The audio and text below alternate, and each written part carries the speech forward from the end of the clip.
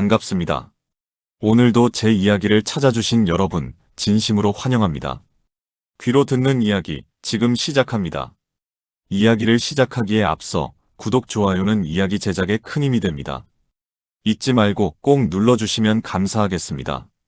반갑습니다, 청취자 여러분. 오늘도 보이지 않는 바람을 타고 기묘한 이야기를 배달하러 온 이야기꾼입니다. 여러분은 혹시 밤하늘을 올려다보며 저 별들 사이에 우리 말고 다른 무언가가 살고 있지는 않을까 하는 상상을 해보신 적이 있나요? 지금으로부터 수백 년 전 우리가 살고 있는 이 땅의 조상님들도 똑같은 질문을 던졌던 적이 있습니다. 바로 조선 왕조실록이라는 엄숙한 역사 기록 속에 아주 기괴하고도 선명하게 남겨진 정체불명의 비행물체들에 대한 이야기입니다.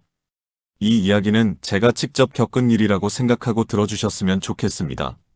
제 이름은 김수겸입니다. 광해군 1년, 그러니까 서기 1609년의 일이죠. 당시 저는 하늘의 기운을 살피고 기상을 관측하던 관상감의 말단설이었습니다.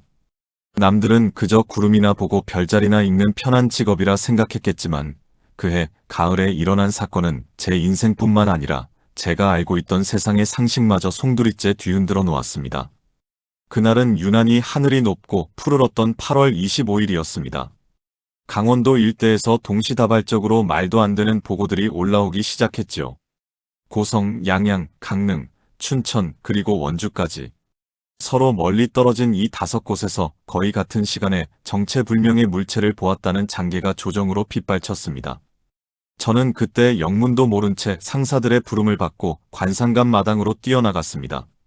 상감마마이신 광해군께서도 이 일을 예사롭지 않게 여기시고 엄중한 조사를 명하셨기 때문입니다. 가장 먼저 들어온 기록은 강원도 간성의 보고였습니다. 당시 그곳에 현감이 보고하기를 하늘 한복판에 갑자기 세숫대야처럼 생긴 물체가 나타났다고 했습니다. 그것은 번쩍이는 빛을 내뿜으며 공중에 떠 있었는데 마치 큰 항아리 같기도 했고 불타는 바퀴 같기도 했다더군요. 그것이 한동안 머물다가 갑자기 천둥 같은 소리를 내며 북쪽으로 사라졌다는 내용을 읽었을 때 저희는 모두 코방귀를 꼈습니다. 대낮에 술을 마신 게 아니냐며 농담을 주고받기도 했죠. 하지만 이어지는 양양과 강릉의 보고를 보며 저희의 웃음기는 싹 사라졌습니다. 양양의 보고는 더욱 구체적이었습니다. 맑은 하늘에 갑자기 연기 같은 것이 피어오르더니 그 안에서 둥근 물체가 튀어나와 땅으로 떨어질 듯이 내려왔다는 것입니다. 그것이 땅에 가까워지자 주변의 모든 공기가 뜨겁게 달아올랐고 마치 거대한 화살처럼 빠르게 날아가 버렸다고 했습니다. 강릉에서는 더 해괴한 일이 벌어졌습니다. 사람들은 하늘에 떠 있는 그것을 보고 귀신이라 믿으며 땅에 엎드려 절을 했고 어떤 이들은 세상의 종말이 온 것이라며 울부짖었습니다. 저는 이 믿기지 않는 사실을 직접 확인하기 위해 강원도로 파견을 나갔습니다. 나귀 한 마리에 몸을 싣고 험한 대관령을 넘으며 저는 끊임없이 자문했습니다. 과연 그것이 무엇일까? 혹시 오랑캐의 장난인가? 아니면 정말로 신선이 타는 수레일까? 며칠을 달려 도착한 강원도 고성의 어느 마을은 여전히 공포에 질려 있었습니다. 제가 가장 먼저 만난 목격자는 7순이 넘은 노인이었습니다. 그는 평생 이런 것은 본 적이 없다며 제 손을 꼭 잡고 벌벌 떨었습니다. 그 노인의 말에 따르면 그것은 태양보다 더 밝은 빛을 내면서도 눈이 아프지 않았다고 합니다. 소리도 없이 공중에 멈춰 서서 마을을 내려다보는데 마치 커다란 눈동자가 자신들을 감시하는 것 같았다고 했습니다. 그러다가 순식간에 수만 리 밖으로 사라졌는데 그 속도가 화살보다 빨랐다고 하더군요. 저는 노인의 말을 기록하며 등 뒤로 서늘한 소름이 돋는 것을 느꼈습니다. 단순히 헛것을 본 것이라고 치부하기엔 노인의 눈동자가 너무나 맑고 확신에 차 있었기 때문입니다. 저는 조사를 계속하며 더욱 놀라운 사실을 알게 되었습니다. 그 물체가 지나간 자리에 남겨진 흔적들이었습니다. 춘천의 한 숲속에서는 나무들이 한꺼번에 꺾여나가고 흙바닥이 마치 불에 달궈진 것처럼 검게 그을린 장소가 발견되었습니다. 그곳에 발을 들이자 묘하게 귀가 먹먹해지고 온몸에 털이 곤두서는 기분이 들었습니다. 나침반은 제멋대로 돌아가고 말들은 그 근처에 가기도 전에 거품을 물며 뒷걸음질을 쳤습니다. 이것은 인간의 기술이나 자연의 조화로는 설명할 수 없는 무언가였습니다. 저는 그곳에서 아주 작은 금속 조각 하나를 발견했습니다. 그것은 조선의 대장간에서 만들어진 철과는 전혀 달랐습니다. 은은한 빛을 내면서도 무게가 깃털처럼 가벼웠고 아무리 힘을 주어도 휘어지거나 부러지지 않았습니다. 저는 그 조각을 몰래 소매 속에 숨겼습니다. 왠지 이것을 조정에 그대로 보고했다가는 큰 화를 당할 것 같다는 직감이 들었기 때문입니다. 관상감 관리로서의 호기심보다 이름 모를 거대한 존재에 대한 본능적인 두려움이 앞섰던 것이지요. 한양으로 돌아오는 길에 저는 계속해서 그 금속 조각을 만져보았습니다. 차가우면서도 매끄러운 그 감촉은 제가 알던 세상의 물질이 아니었습니다. 문득 이런 생각이 들더군요. 만약 저 하늘 너머에 우리가 모르는 또 다른 세상이 있다면, 그리고 그곳의 존재들이 우리를 지켜보고 있다면 우리는 무엇을 해야 할까? 광해군께서는 보고를 받으시고는 깊은 한숨을 내쉬셨습니다. 임금께서는 이 일이 백성들의 마음을 어지럽힐까 우려하여 실록에는 최대한 간결하게 기록하도록 명하셨습니다. 하지만 저는 알고 있었습니다. 기록된 문장 뒤에는 감히 붓으로 다 옮기지 못한 거대한 진실이 숨어 있다는 것을요. 그날 이후로 저는 밤마다 하늘을 보는 습관이 생겼습니다. 남들이 별자리를 읽으며 운명을 점칠 때 저는 혹시라도 다시 나타날 그 세숫대야 같은 불덩이를 기다렸습니다. 그러던 어느 날 밤 관상감의 서고에서 오래된 기록들을 뒤지던 저는 소스라치게 놀랄만한 문서를 발견했습니다. 1609년의 사건이 처음이 아니었던 것입니다. 세종대왕 시절에도 성종 시절에도 심지어 고려 시대의 기록 속에도 비슷한 물체들에 대한 묘사가 드문드문 남아 있었습니다. 기록들은 하나같이 같은 특징을 말하고 있었습니다. 소리 없이 움직이는 빛, 번개 같은 속도, 그리고 사람의 상상을 초월하는 비행 방식. 어떤 기록에는 그것이 물속으로 들어갔다가 다시 하늘로 솟구쳤다는 내용도 있었습니다. 저는 그 기록들을 대조하며 소름 끼치는 공통점을 발견했습니다. 그것들이 나타날 때마다 세상에는 큰 변화가 일어났다는 사실입니다. 전쟁이 터지기 직전이나 새로운 왕조가 들어서기 전, 혹은 가뭄과 역병이 돌기 전에 그것들은 마치 관찰자처럼 나타났다가 사라지곤 했습니다. 제가 숨겼던 그 금속 조각도 변화하기 시작했습니다. 보름달이 뜨는 밤이면 은은한 푸른 빛을 내뿜으며 가늘게 떨리는 소리를 냈습니다. 마치 누군가에게 신호를 보내는 것처럼 말입니다. 저는 겁이 났습니다. 이것이 저를 파멸로 이끌 보물인지 아니면 재앙의 씨앗인지 알 수 없었으니까요. 동료들은 제가 요즘 들어 부쩍 멍하니 하늘만 보고 있다며 걱정했지만 제 머릿속은 온통 그 푸른 빛과 하늘 위의 존재들로 가득 차 있었습니다. 어느 날 밤 저는 종묘 근처의 외진 길을 걷다가 다시 한번 그 기묘한 경험을 하게 됩니다. 갑자기 주변이 쥐 죽은 듯 조용해지더니 발밑에 그림자가 여러 갈래로 갈라졌습니다. 위를 올려다보니 구름 사이로 거대한 원반 모양의 그림자가 달빛을 가리고 있었습니다. 소리는 전혀 들리지 않았습니다. 그저 압도적인 크기와 중압감이 저를 짓눌렀을 뿐입니다. 소매 안의 금속 조각은 터질 듯이 뜨거워졌고 저는 그 자리에 얼어붙은 채 눈도 깜빡이지 못했습니다. 그것은 마치 저를 부르는 것 같았습니다. 아니, 정확히 말하자면 제 소매 안의 물건을 찾는 듯 했죠. 심장이 터질 듯이 뛰었습니다.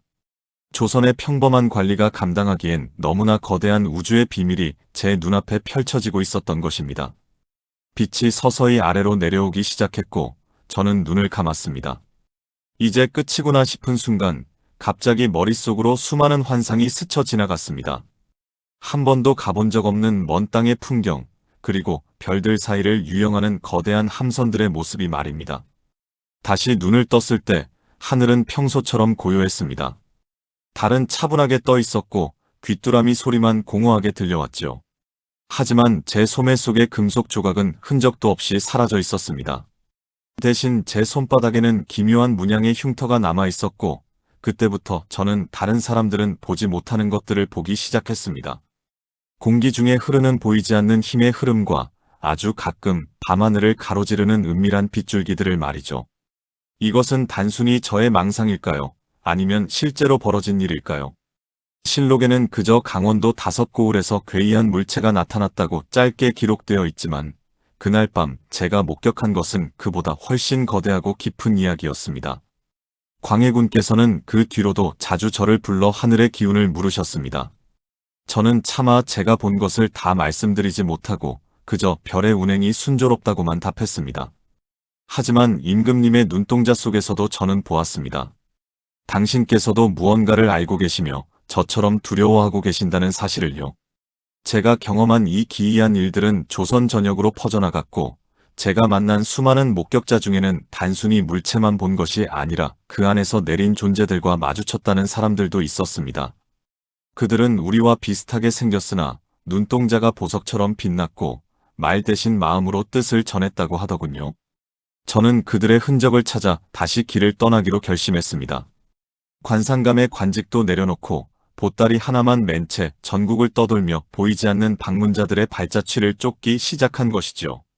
제가 관상감의 관직을 내려놓고 괴나리 보찜 하나만 메고 남쪽으로 향했을 때 사람들은 저를 미쳤다고 했습니다. 한양의 탄탄한 앞날을 버리고 귀신 신나락 까먹는 소리나 찾아다니는 낙향 선비라며 손가락질을 했지요. 하지만 제 가슴 속에는 그날 밤 종묘 근처에서 보았던 그 거대한 그림자와 제 손바닥에 남은 기묘한 흉터가 불덩이처럼 남아있었습니다. 발길이 닿은 곳은 경상도 동네의 어느 작은 어촌 마을이었습니다. 그곳은 파도 소리보다 더 시끄러운 소문으로 들썩이고 있었습니다. 어부들이 그물에 걸려 올라온 괴상한 물건 때문에 조업을 나가지 못하고 있다는 소식이었죠. 저는 마을 주막에 자리를 잡고 어부들의 이야기에 귀를 기울였습니다. 그들의 말에 따르면 며칠 전 보름달이 유난히 붉게 빛나던 밤에 바다 한가운데서 거대한 물기둥이 솟구쳤다고 합니다. 폭풍우도 치지 않는 고요한 밤이었는데 바다가 마치 펄펄 끓는 솥단지처럼 들끓었다는 것입니다. 그리고 다음 날 아침 그물에는 물고기 대신 은빛으로 빛나는 거대한 항아리 모양의 물체가 걸려 올라왔습니다. 마을 사람들은 그것을 바다 용왕님이 내리신 보물이라 믿기도 했고 재앙을 불러올 요물이라며 두려워하기도 했습니다. 제가 그 물건을 직접 확인하기 위해 바닷가로 나갔을 때 그것은 이미 마을 사또의 명에 따라 관청 창고로 옮겨진 뒤였습니다. 저는 관상감에서 일했던 신분증을 내보이며 겨우 창고 안으로 들어갈 수 있었습니다. 창고 안은 한낮인데도 불구하고 서늘한 기운이 감돌았습니다. 가마니에 덮여있던 그것을 조심스럽게 들춰보았을 때 저는 숨을 멈출 수밖에 없었습니다. 그것은 항아리가 아니었습니다. 겉면은 매끄러운 은빛 금속으로 덮여 있었는데 이음새가 하나도 보이지 않았습니다. 마치 커다란 물방울이 그대로 굳어버린 듯한 기묘한 형태였죠. 제가 손을 가까이 가져가자 놀랍게도 그 차가운 금속 안에서 미세한 진동이 느껴졌습니다. 웅 하는 낮은 소리가 제 뼈마디를 타고 전해지는 기분이었습니다. 그때였습니다. 창고 밖에서 갑자기 비명소리가 들려왔습니다. 저는 급히 밖으로 뛰어나갔고 하늘을 올려다본 순간 제 눈을 의심했습니다. 대낮인데도 불구하고 하늘에 두 개의 해가 떠 있었던 것입니다. 하나는 우리가 늘 보던 따뜻한 태양이었고 다른 하나는 그보다 작지만 훨씬 더 강렬한 푸른 빛을 내뿜는 둥근 물체였습니다. 그 푸른 해는 창고 위를 천천히 선회하더니 마치 창고 안에 있는 물건을 부르는 것처럼 강렬한 빛을 아래로 쏘아 올렸습니다. 마을 사람들은 모두 땅바닥에 엎드려 살려달라고 빌었습니다. 사또와 포졸들도 혼비백산하여 도망치기 바빴지요. 하지만 저는 도망칠 수 없었습니다. 제 손바닥의 흉터가 마치 그 빛에 반응하듯 뜨겁게 달아올랐기 때문입니다. 푸른 빛이 창고 지붕을 뚫고 들어가는 것 같더니 잠시 후 창고 안에서 제가 보았던 그 은빛 물체가 공중으로 떠올랐습니다. 무거운 금속 덩어리가 깃털처럼 가볍게 날아오르는 광경은 세상의 이치를 거스르는 기적이었습니다. 그것은 하늘 위의 푸른 해와 합쳐지더니 순식간에 구름 너머로 사라졌습니다. 그 자리에 남은 것은 타버린 지붕 조각들과 멍하니 하늘을 바라보는 저뿐이었습니다. 그런데 그 순간 제 머릿속에 누군가의 목소리가 들려왔습니다. 사람의 말소리는 아니었습니다.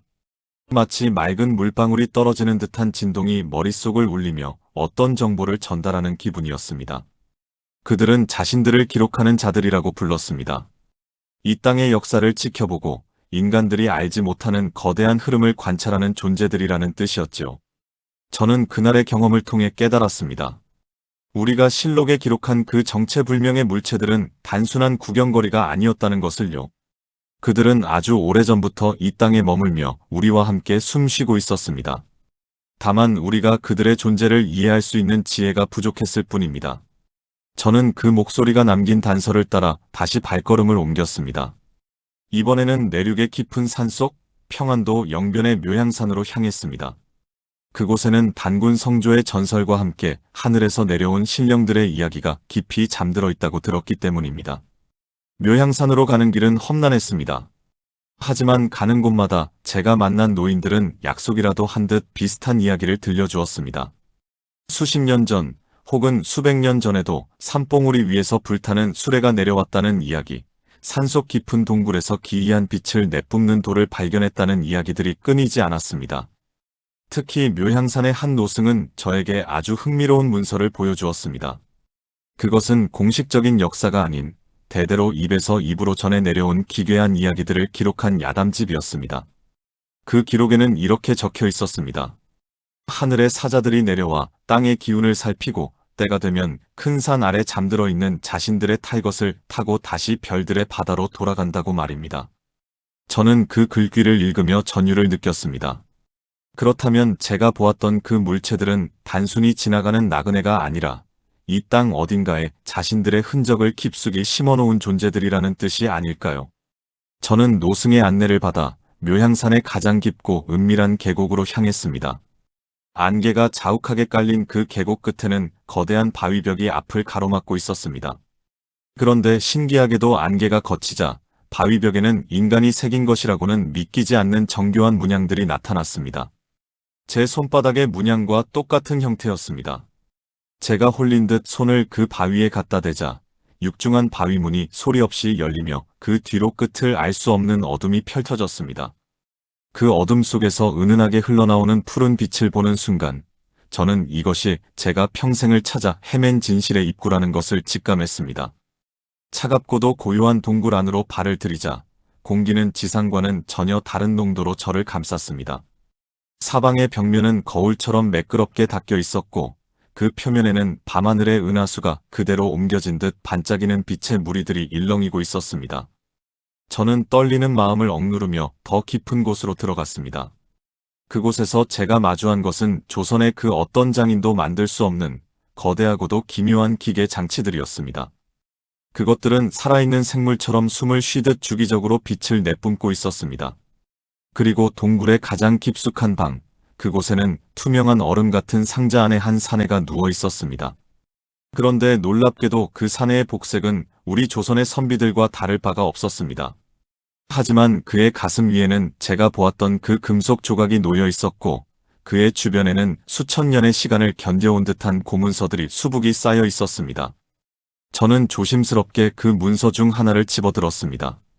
그 첫 장을 넘기는 순간 저는 제 눈을 의심할 수밖에 없었습니다.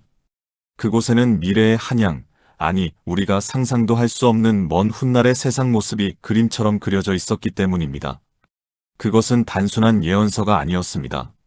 하늘 위에서 이 땅을 내려다보는 자들이 기록한 관찰 일지이자 앞으로 벌어질 거대한 변화에 대한 경고였습니다. 저는 그곳에서 깨달았습니다. 우리가 UFO라고 부르는 그 정체불명의 비행물체들이 왜 조선의 하늘에 그토록 자주 나타났는지 말입니다. 그들은 단순히 구경을 온 것이 아니라 우리 역사의 결정적인 순간마다 보이지 않는 손길로 개입하고 있었던 것입니다.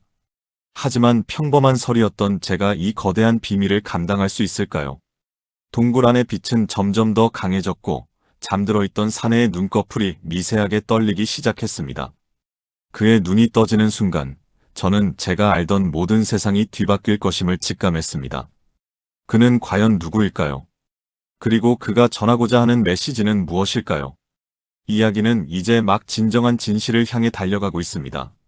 청취자 여러분, 산속 깊은 곳에서 깨어난 그 정체불명의 존재와 제가 나눈 대화, 그리고 그가 보여준 조선의 충격적인 미래에 대한 이야기는 잠시 후 다시 이어집니다. 과연 그는 우리에게 아군일까요? 아니면 우리가 경계해야 할 침략자일까요? 긴장감을 놓지 마시고 제 다음 목소리에 귀를 기울여 주세요. 심장이 뛰는 소리가 제 귀에까지 들리는 것 같습니다. 그 차가운 동굴 안에서 얼음 상자가 열리고 사내의 눈이 떠지던 그 순간을 떠올리면 지금도 손끝이 저릿해집니다. 사내의 눈동자는 우리가 흔히 보는 검은색이 아니었습니다. 깊은 밤바다에 은하수를 풀어놓은 듯 신비로운 푸른 빛이 소용돌이치고 있었지요. 그는 천천히 몸을 일으켰습니다. 수백 년 혹은 수천 년을 잠들어 있었을 텐데도 그의 움직임은 마치 방금 잠에서 깬 사람처럼 가볍고 우아했습니다. 그가 저를 바라보며 입을 열었을 때 저는 깜짝 놀랄 수밖에 없었습니다.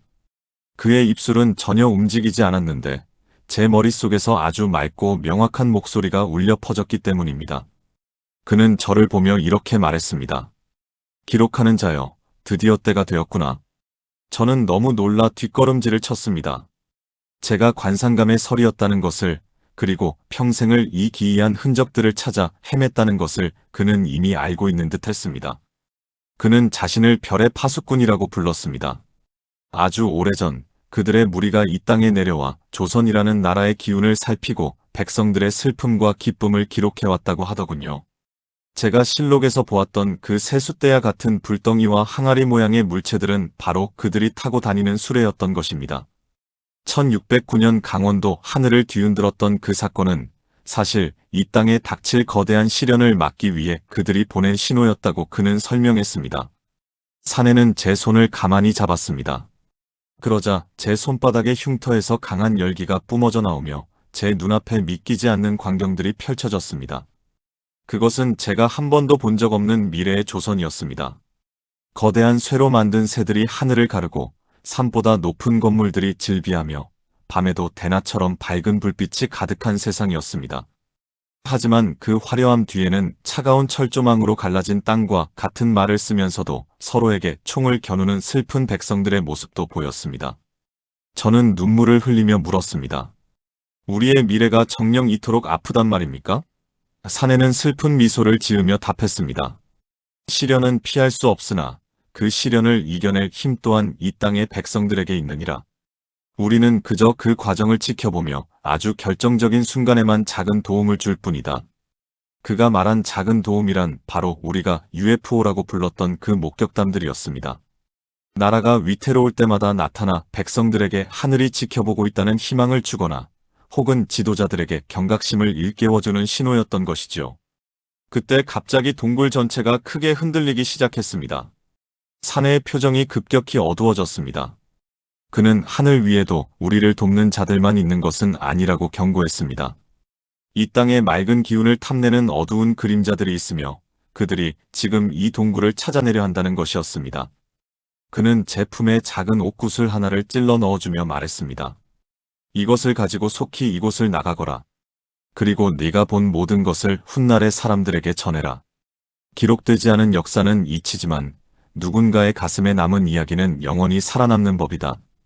저는 그의 등 뒤로 쏟아지는 강렬한 빛에 눈을 제대로 뜰 수 없었습니다. 그는 다시 얼음 상자로 들어가는 대신 동굴벽 너머로 사라지는 은빛 수레에 몸을 실었습니다. 수레가 떠오르며 내는 웅장한 진동이 제 온몸을 감쌌고 저는 정신을 잃고 말았습니다. 다시 눈을 떴을 때 저는 묘향산의 평범한 숲속에 누워 있었습니다. 안개는 거쳤고 바위벽의 문양도 그 화려했던 동굴도 흔적 없이 사라져 있었지요. 하지만 제 품 안에는 그가 준 옥구슬이 차갑게 빛나고 있었습니다. 그리고 더 놀라운 사실은 제가 숲을 내려와 마을에 도착했을 때 알게 되었습니다. 제가 동굴에 들어갔던 것은 단 하룻밤이라고 생각했는데 세상은 이미 10년이라는 세월이 흘러 있었던 것입니다. 광해군께서는 자리에서 물러나셨고 세상은 인조반정이라는 거대한 풍파를 겪은 뒤였습니다. 저는 10년 전의 모습 그대로인데 저를 알던 사람들은 모두 늙거나 세상을 떠난 뒤였지요. 저는 그때부터 이름도 버리고 신분도 숨긴 채 전국을 유랑하는 이야기꾼이 되었습니다. 사람들에게 제가 본 미래의 환상과 별의 파수꾼 이야기를 들려주며 그들이 건네준 옥구슬을 지켰습니다. 이 구슬은 가끔 밤하늘의 특정한 별자리를 향해 빛을 쏘아 올리곤 했습니다. 그럴 때마다 저는 확신했습니다. 그들은 여전히 저 높은 곳에서 우리를 내려다보고 있으며 우리가 스스로의 힘으로 시련을 이겨내기를 기다리고 있다는 사실을 말입니다. 세월이 흘러 저도 이제 백발이 성성한 노인이 되었습니다. 하지만 제 손바닥의 흉터와 옥구슬은 여전히 그날의 기억을 생생하게 간직하고 있습니다. 청취자 여러분, 오늘 밤 여러분이 보는 밤하늘의 별 중 하나는 어쩌면 단순한 별이 아닐지도 모릅니다. 수백 년 전 조선의 하늘을 날았던 그 은빛 수레일 수도 있고, 우리를 지켜보는 파수꾼의 눈동자일 수도 있습니다. 제가 전국을 돌며 수집한 다른 기록들 중에는 숙종시대의 바다 위로 솟아오른 거대한 불기둥과 정조대왕께서 직접 목격하셨다는 기이한 형체에 대한 이야기도 남아있거든요.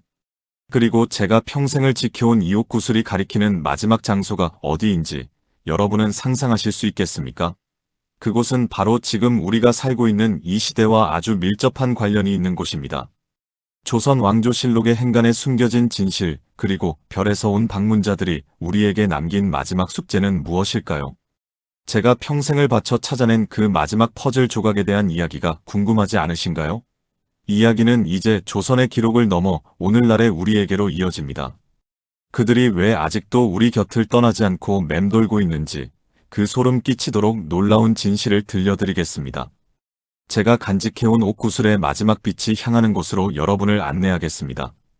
구독자 여러분, 백발이 성성해진 저는 마지막으로 그 옥구슬이 이끄는 곳을 향해 발걸음을 옮겼습니다. 그곳은 바로 한양의 서쪽을 묵묵히 지키고 있는 인왕산의 어느 깎아지른 듯한 절벽 위였습니다. 기이하게도 그날은 제가 처음 강원도에서 그 비행물체를 보았던 8월 25일과 똑같은 날이었습니다. 달빛조차 숨어버린 칠흑 같은 밤이었지만 제 품 안의 옥구슬은 그 어느 때보다 강렬한 푸른 빛을 내뿜고 있었습니다. 절벽 끝에 서자 구슬이 갑자기 제 손을 떠나 공중으로 솟구쳤습니다. 그리고는 허공에 거대한 빛의 문을 만들어냈습니다. 그 문 너머로 제가 보았던 것은 단순히 미래의 풍경이 아니었습니다. 그것은 시간을 초월하여 흐르고 있는 이 땅의 거대한 맥박이었습니다.